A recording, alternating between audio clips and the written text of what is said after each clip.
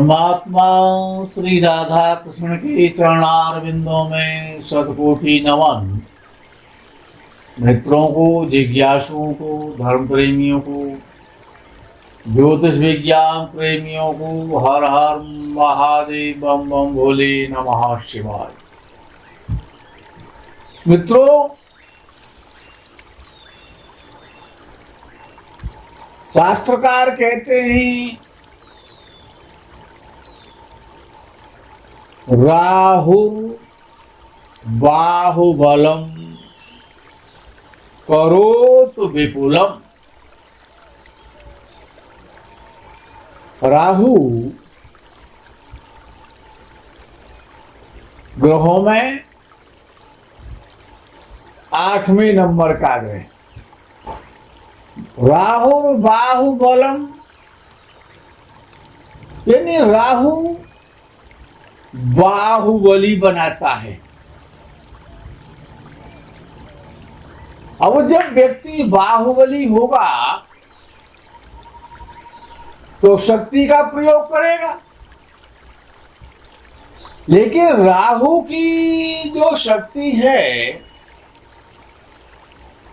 वो परोपकार करने के लिए नहीं होती है, दूसरों को सुख प्रदान करने के लिए राहु की शक्ति नहीं है। क्योंकि राहु तो कलयुग का सम्राट है, कलयुग का बादशाह है। तो ऐसा व्यक्ति शक्ति का प्रदर्शन करता है, लेकिन उस शक्ति का जो प्रदर्शन है वो दूसरों को कष्ट देने में करता है। और राहु कोई बृहस्पति तो है नहीं, राक्षस है।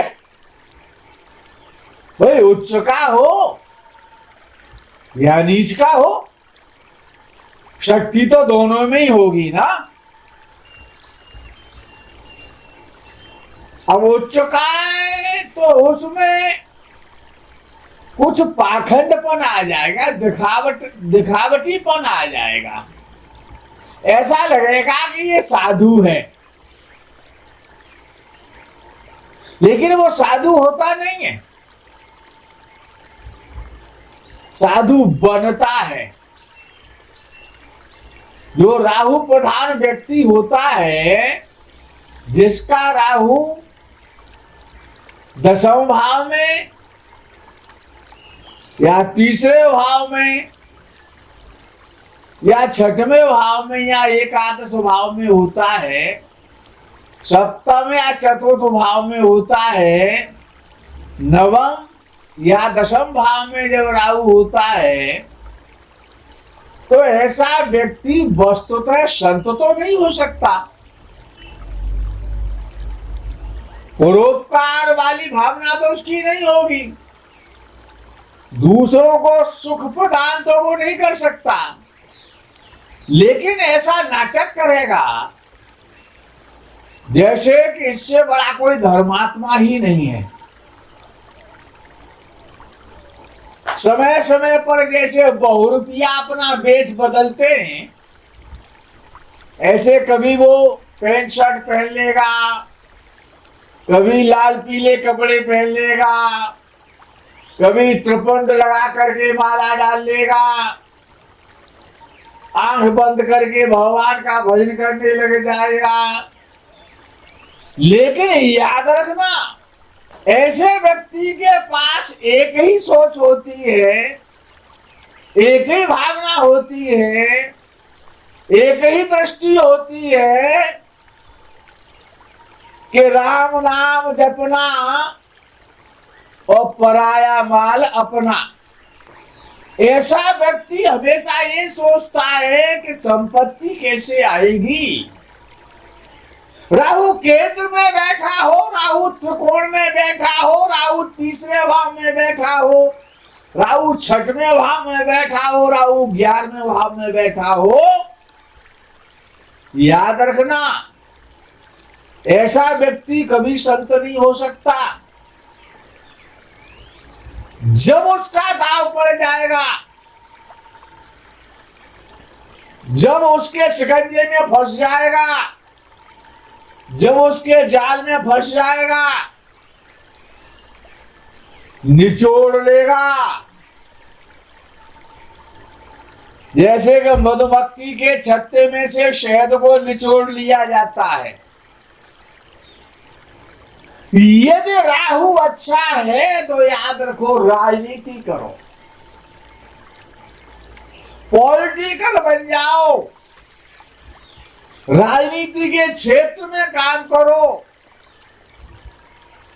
पॉलिटिकल लोगों से जुड़ जाओ। यदि राहु अच्छा है, जिसकी भी कुंडली में राहु अच्छा है, विदेश जाने का प्रयास करो, विदेश जाओ, विदेशियों से संबंध बनाओ, विदेश में रहने वाले लोगों से जुड़ जाओ, एक्सपोर्ट और इंपोर्ट का व्यापार करो। विदेश का कारक है राहु, विदेशों में भी राहु की सत्ता है। बिना राहु के राजनीति नहीं चल सकती है। राहु की कृपा होगी तभी आप अच्छे एक राजनेता बनेंगे।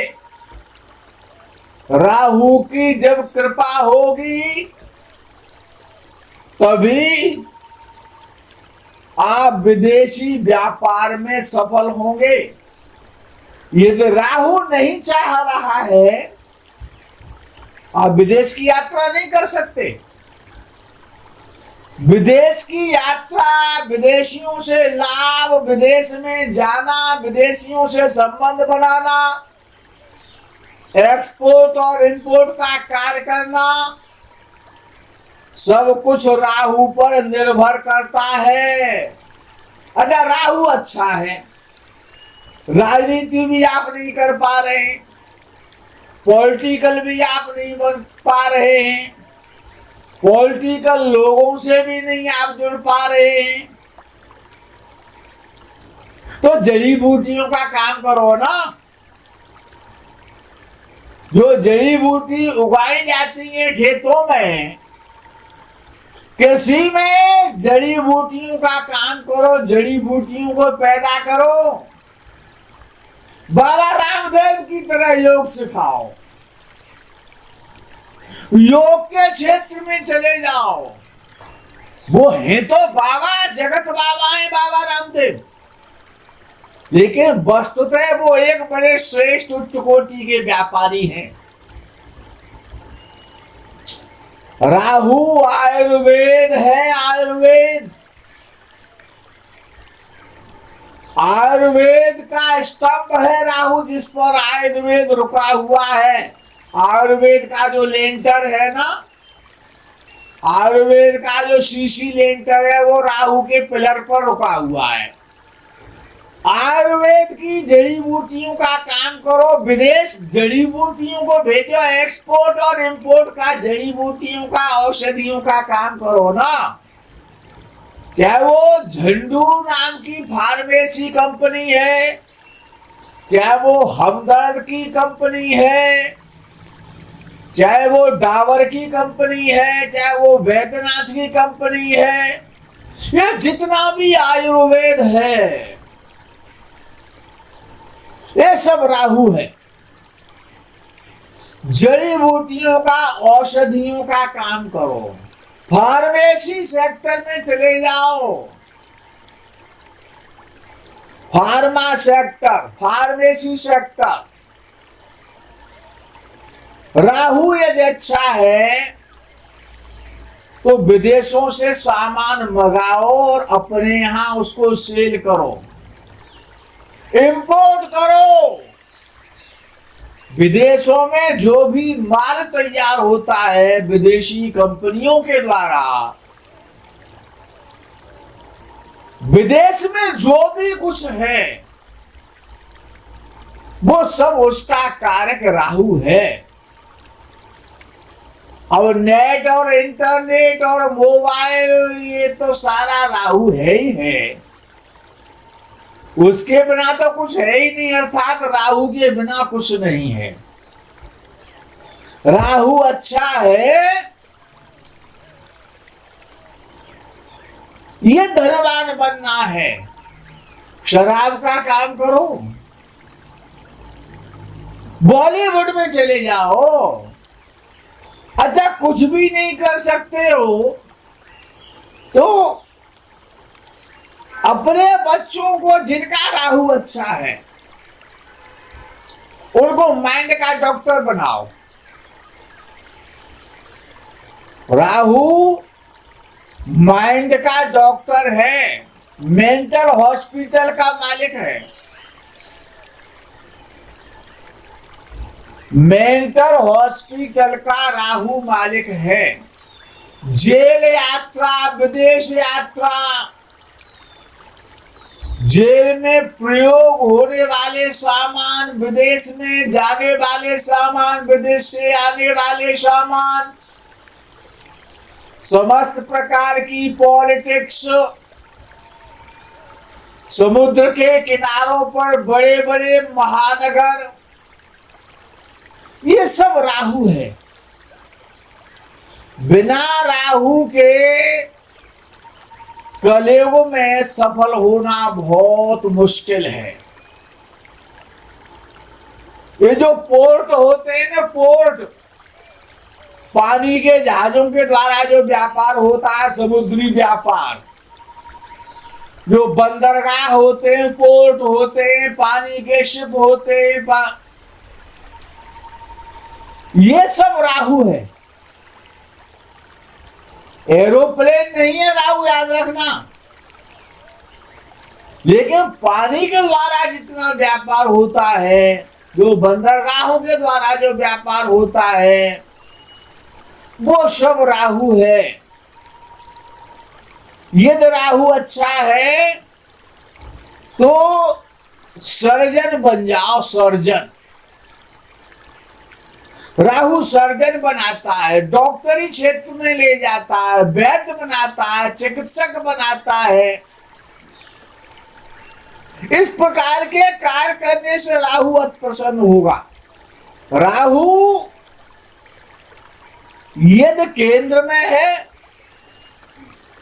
दसवां भाव में है, नवम भाव में है, चतुर्थ भाव में है, तो यह निश्चित है कि 40 वर्ष की अवस्था के बाद,